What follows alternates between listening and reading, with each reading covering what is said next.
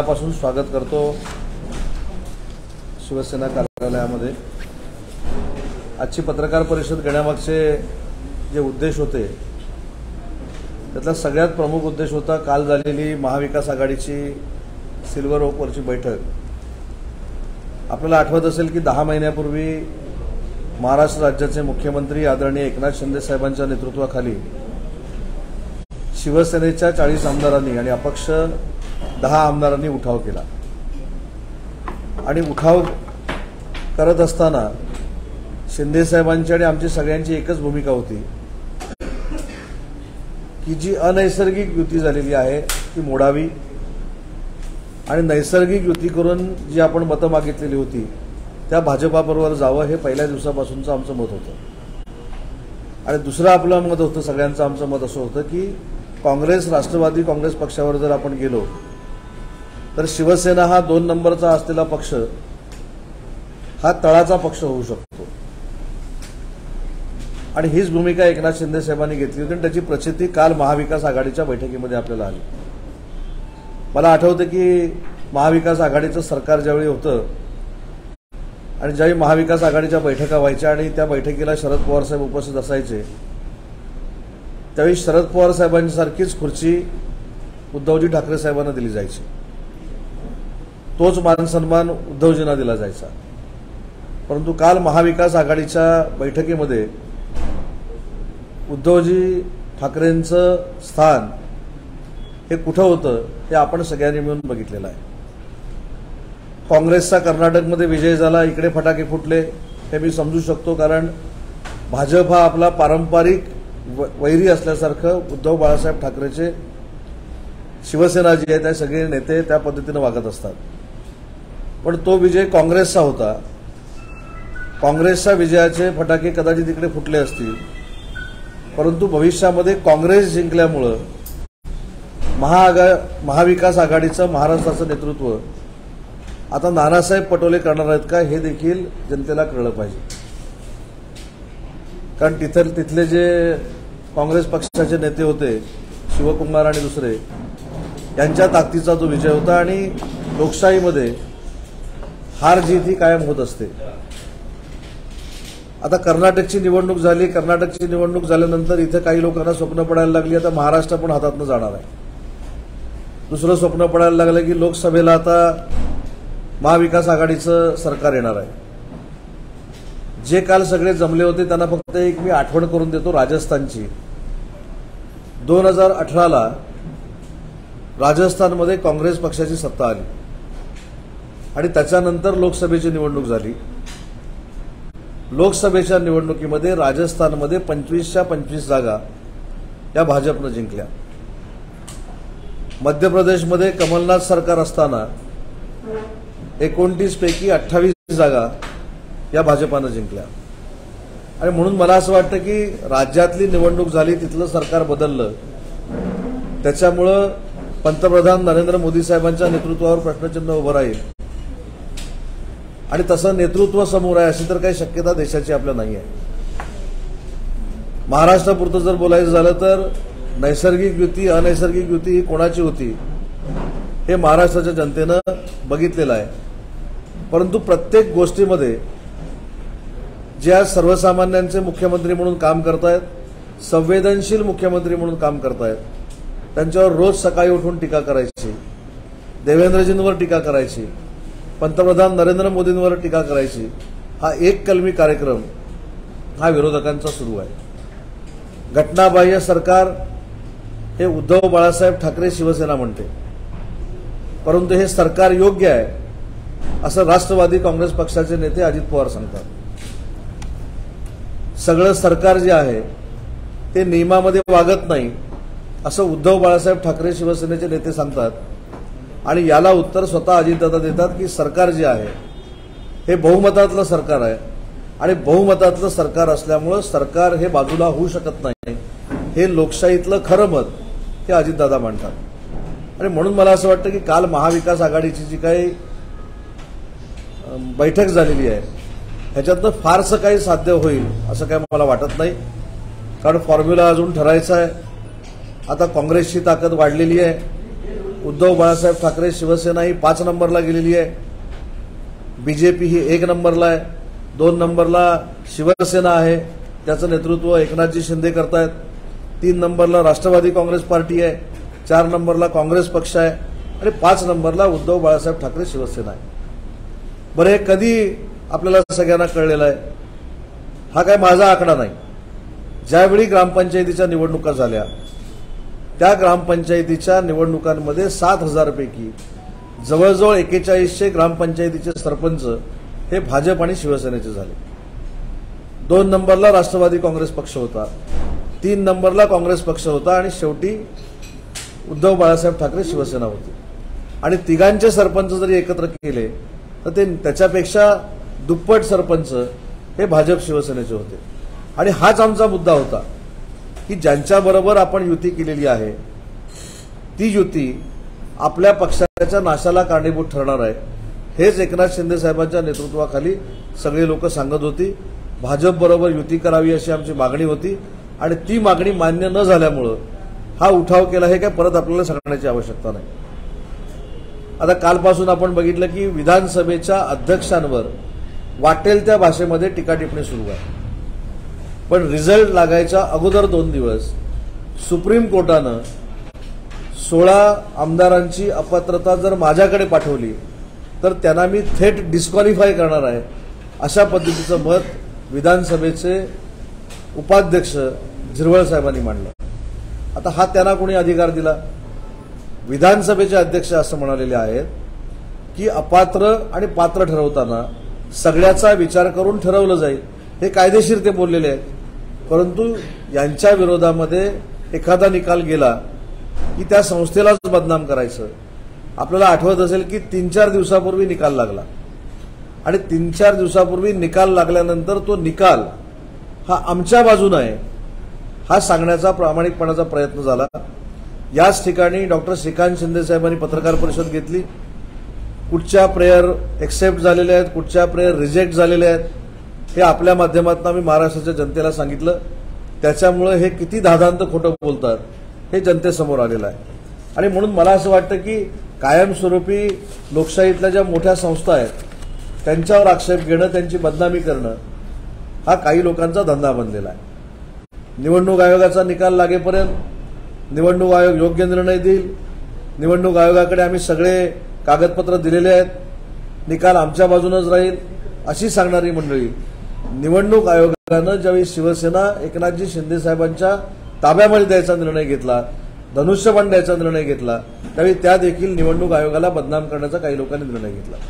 पण परवाच्या सुप्रीम कोर्टाच्या निर्णयामध्ये एक जे महत्वाचं वाक्य आहे की निवडणूक आयोग आणि विधानसभेचे सभापती किंवा अध्यक्ष यांच्यासमोर एखादं प्रकरण आल्यानंतर त्याच्यावर त्याला निर्णय घ्यावाच लागेल अशा पद्धतीचं स्पष्ट क्लॅरिफिकेशन आणि डिरेक्शन या सुप्रीम कोर्टानं दिलेलं आहे.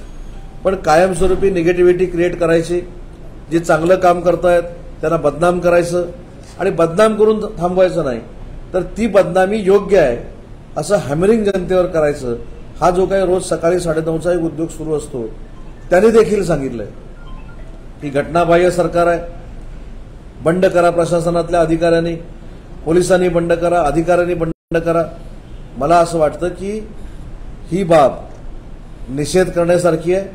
कारण महत्वाची गोष्ट अशी आहे की अशा पद्धतीनं भडकवाभडकी करणं म्हणजे आतंकवादाला निमंत्रण दिल्यासारखं आहे. पोलिसांना ज्यावेळी आपण सांगतो की पोलिसांनी बंड करावं, प्रशासनानं बंड करावं, त्यावेळी आपण डायरेक्टली इनडायरेक्टली भविष्यामध्ये दंगली घडवणार आहोत अशा पद्धतीचे इंट्युशन्स देणं. आणि म्हणून मला असं वाटतं की ज्यांच्या निवडणुका दंगल ह्या बेसवर जिंकल्या गेलेल्या आहेत, ज्यांनी लोकांमध्ये गैरसमज पसरवून निवडणुकीमध्ये मतं मागवलेली आहेत, मागितलेली आहेत, ज्यांनी वंदनीय बाळासाहेबांचा फोटो टाकून, नरेंद्र मोदींचा फोटो टाकून मतं मागितली आणि नंतर काँग्रेस राष्ट्रवादी काँग्रेस पक्षावर गेलेले आहेत, अशा लोकांनी नैतिकतेचे धडे आम्हाला देण्याची अजिबात आवश्यकता नाही. आधी नैतिकता स्वतः सिद्ध केली पाहिजे. जे मी मध्ये पण सांगितलं की 2.5 वर्षाच्या मंत्रिमंडळामध्ये जे कोण मंत्री होते, बरं जे मंत्री कारावासामध्ये होते त्याच्यातले एक तर मंत्री हे डायरेक्ट दाऊदशी कनेक्शन असणारे होते ते जेलमध्ये गेल्यानंतर सुद्धा राजीनामा घेण्याचं धाडस कुणी केलं नाही, ती नैतिकता कुणी दाखवली नाही, हे सांगणं गरजेचं आहे.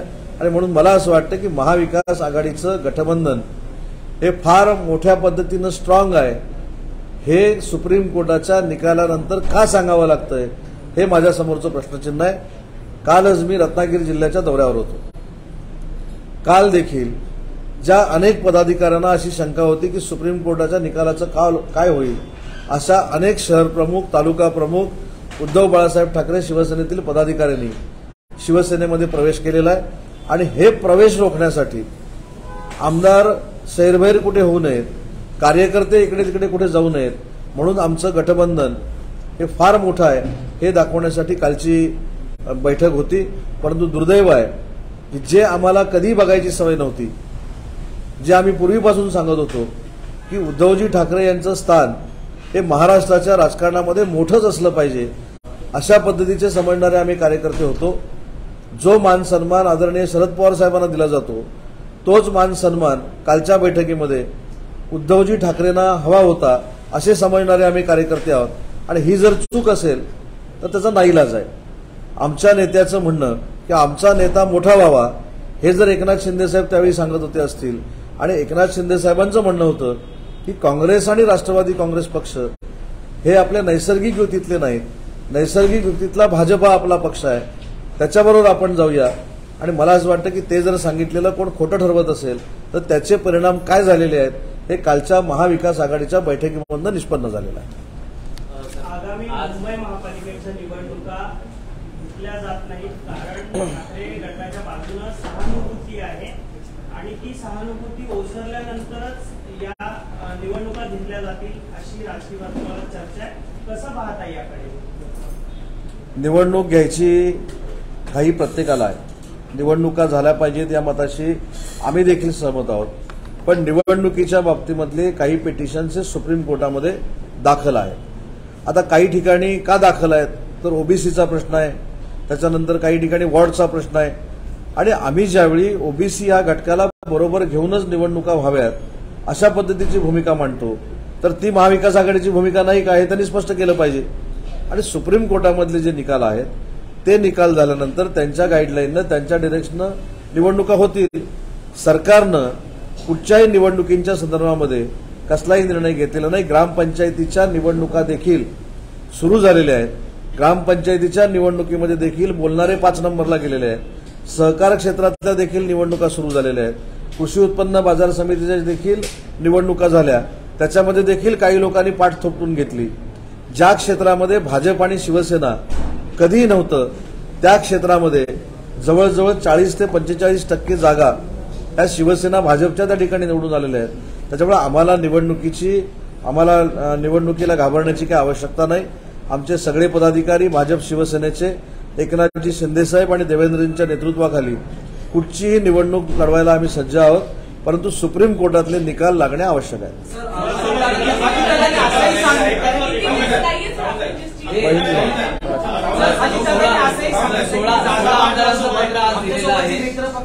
त्यांच्यासोबतही जागा वाटपावर चर्चा करणार काळजी बैठक त्यांनी सांगितलं की जागा वाटपावर चर्चा झाली.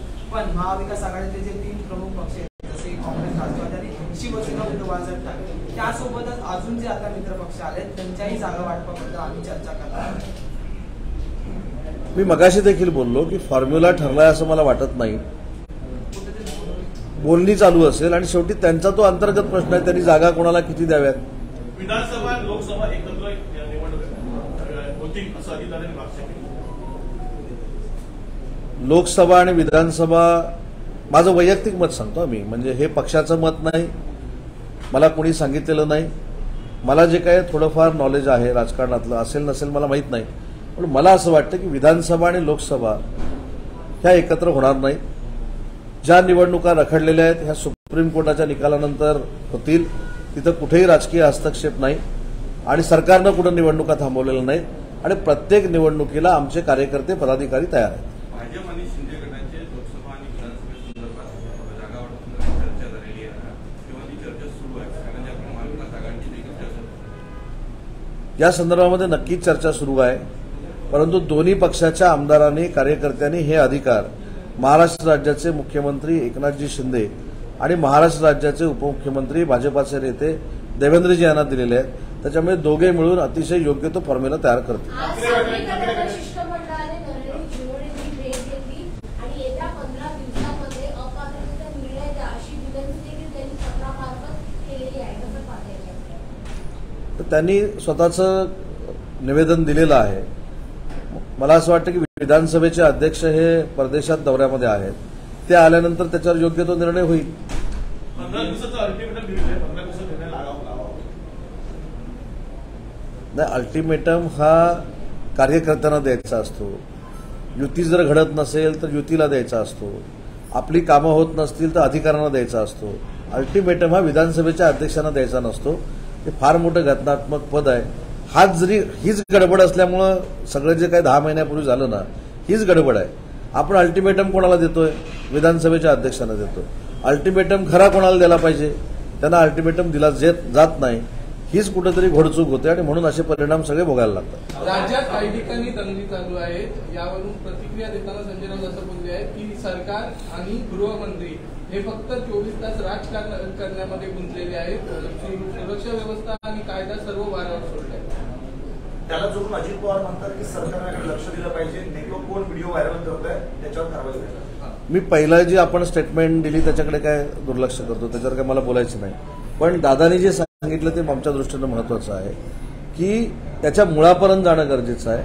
आणि त्यांनी जी विरोधी पक्षनेता म्हणून मागणी केलेली आहे तीच आमच्या सगळ्यांची मागणी आहे की अशा पद्धतीचे व्हिडिओ व्हायरल करून त्याच्यामध्ये तेढ निर्माण करण्याचा प्रयत्न कोण करतोय, जातीयवाद निर्माण करण्याचा प्रयत्न कोण करतोय, ती प्रवृत्ती ठेचली पाहिजे. या मताचे आम्ही आहोत.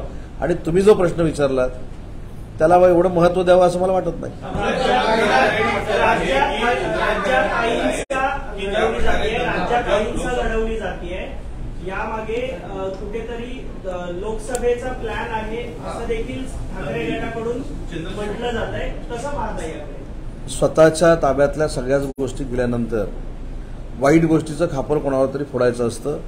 तशा पद्धतीची ही सगळी रचना सुरू आहे. सर्वोच्च न्यायालयाचा निकाल आलेला आहे, तर मात्र जो मंत्रिमंडळाचा विस्तार रखडलेला होता तो आता कधीपर्यंत? मंत्रिमंडळाचा विस्तार एकनाथजी शिंदे साहेब आणि देवेंद्रजी योग्य वेळी लवकरात लवकर करतील.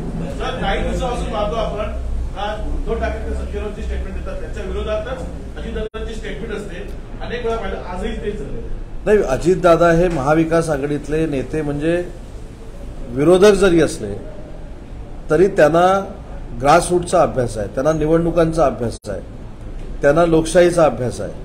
आणि म्हणून असं होतं ज्यांना लोकशाहीचा अभ्यास नाही, ज्यांनी कधी निवडणूक मैदानात उतरून लढवलेली नाही, अशांकडनं ह्या अपेक्षा देखील करणं चुकीचं आहे. परंतु ज्यावेळी अजितदादा आमच्यावर टीका करतात त्यावेळी त्याला आपण उत्तर देतो ना. पण जसं दंगलीच्या बाबतीत त्यांनी सांगितलं की टीका टिप्पणी करण्यापेक्षा कुणी व्हिडिओ व्हायरल केलाय त्याच्यापर्यंत पोचा आणि त्याच्यावर कारवाई करा. मला असं वाटतं की महाराष्ट्र एकसंघ ठेवण्यासाठी असंच विरोधकांनी सहकार्य केलं पाहिजे. आणि म्हणून मी तुमच्या प्रश्नाचं उत्तर देताना सांगितलं की मी त्याच्यावर काहीतरी उत्तर देणार, परत ते 9:30 वाजता बोलणार, त्याच्यापेक्षा त्यांच्या प्रश्नाकडे दुर्लक्ष केलेलंच चांगलं. कर्नाटक निकालानंतर जितेंद्र आव्हाडांनी परत एकदा ईव्हीएम चर्चेत आणलं. त्यांचं म्हणणं आहे सोयीनुसार केंद्र त्याचा वापर करतो. आता ईव्हीएम काय आता नकोय परत. ईव्हीएम नको बॅलेट पेपरवरच या पुढच्या नाही, ईव्हीएम नको तर मग कर्नाटकची निवडणूक परत घ्या. त्यांचं म्हणणं असं आहे की म्हणजे छोटे राज्यांचे तीर्प द्यावं विरोधकांना आणि केंद्र आपल्या हातात ठेवा अशा अनुषंगाने ते बोलतात. आता म्हणजे त्यांनी सरळ सरळ काँग्रेसच्या विश्वासार्हतेवर प्रश्नचिन्ह उभं केलेलं आहे. म्हणजे त्यांनी असं म्हटलं, असं तुम्ही सांगताय की काही राज्य जिंकायला द्यायचे आणि लोकसंघा स्वभाव आपण जिंकायचं म्हणून वापर केला जातो असं तुमचं म्हणणं आहे. त्याच्यावर अजितदादांनी उत्तर चांगलं दिलेलं आहे. पण मला असं वाटतं की काँग्रेसच्या विश्वासार्हतेवर जितेंद्र आव्हाड साहेबांनी हे प्रश्नचिन्ह उभं केलंय. त्याला उत्तर नाना पटोले साहेबांनी दिलं पाहिजे की तुम्ही ईव्हीएममुळे जिंकलात, मोदींच्या चमत्कारामुळे जिंकलात, मोदी साहेबांच्या की स्वतःच्या ताकदीवर जिंकलात. ह्याच्यावरच जर महाविकास आघाडीतला एखादा नेता प्रश्नचिन्ह उभं करत असेल तर महाविकास आघाडीमध्ये किती अलबेल आहे हे तुमच्या लक्षात आलंय. काल बैठक झाली आणि इकडे परत शंका घेतली.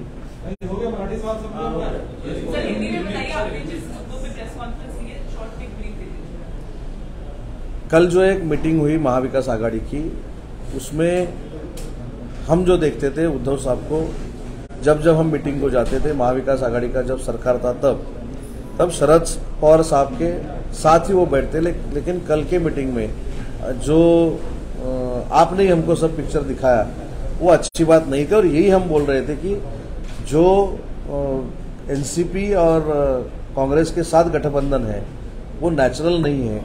नेचुरल अलायंस जो है उनके साथ आप गठबंधन कीजिए बीजेपी के साथ, यही हमारी मांग थी। अगर आपने बीजेपी के साथ गठबंधन नहीं किया तो आप अपनी जो पार्टी है वो पीछे चली जाएगी। ये एकनाथ शिंदे साहब हर बार बोलते थे और उसका जो कुछ रिजल्ट था वो कल दिखाई दिया।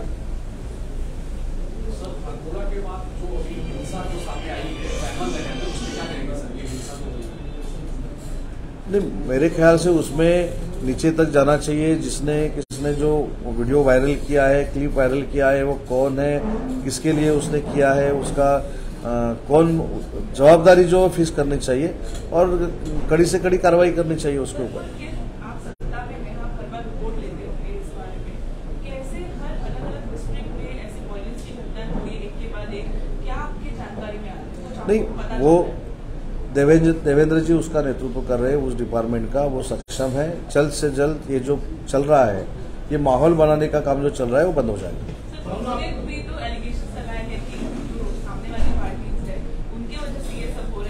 नहीं, इसमें एलिगेशन करके पॉलिटिक्स लाना ही उनके दिमाग में है, लेकिन ऐसी जब घटनाएं घटती है तो पॉलिटिक्स बाजू में रह के इकट्ठा होकर काम करना चाहिए।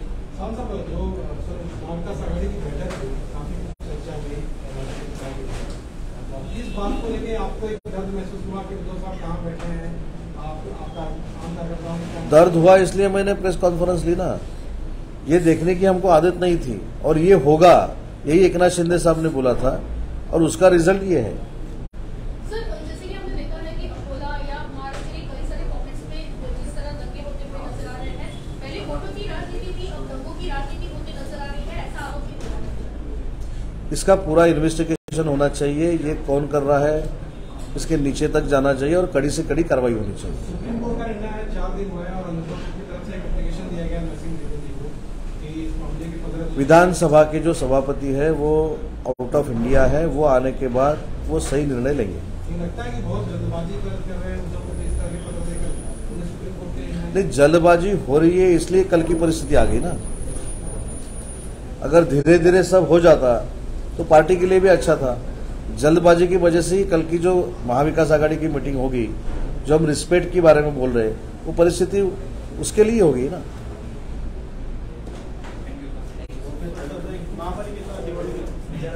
कर्नाटक निवडणुकीमुळे महाराष्ट्रात होणाऱ्या स्थानिक स्वराज्य संस्थांच्या निवडणुका पुढे ढकलल्या जातील का, हे पुढच्या वर्षी होतील का, असं कोण म्हणाले? आणि एक महत्वाची गोष्ट अशी आहे, कर्नाटकच्या निवडणुकीचा आणि महाराष्ट्रातल्या स्थानिक स्वराज्य संस्थेच्या निवडणुकीचा काडीमात्रही संबंध आहे। आपल्या स्थानिक स्वराज्य संस्थेच्या निवडणुकाच्या संदर्भातलं पिटिशन सुप्रीम कोर्टामध्ये चालू आहे। 15 जुलै की 16 जुलै त्याची तारीख आहे आणि सुप्रीम कोर्टाच्या निर्णयाप्रमाणे त्या निवडणुका होतील। पण निवडणुका थांबल्या म्हणणं हे चुकीचं आहे। ग्रामपंचायतीच्या निवडणुका झाल्या, त्याच्यामध्ये काही लोकांनी सपाटून मार खाल्ला। त्याच्यानंतर कृषी उत्पन्न बाजार समितीच्या निवडणुका झाल्या, त्याच्यामध्ये काही लोकांनी स्वतःची पाठ थोपटून घेतली। पण हे आत्मचिंतन करणं गरजेचं होतं की ज्या क्षेत्रामध्ये भाजप आणि शिवसेना कधीही गेली नव्हती, त्या 40% जागांवर भाजप शिवसेना यशस्वी झाली, 45% जागांवर शिवसेना भाजप यशस्वी झाली। त्याच्यामुळे निवडणुकीला कोणी घाबरत नाही। आम्ही निवडणुकांसाठी एकनाथजी शिंदे साहेब आणि देवेंद्रजी फडणवीस साहेब यांच्या नेतृत्वाखाली सज्ज आहोत।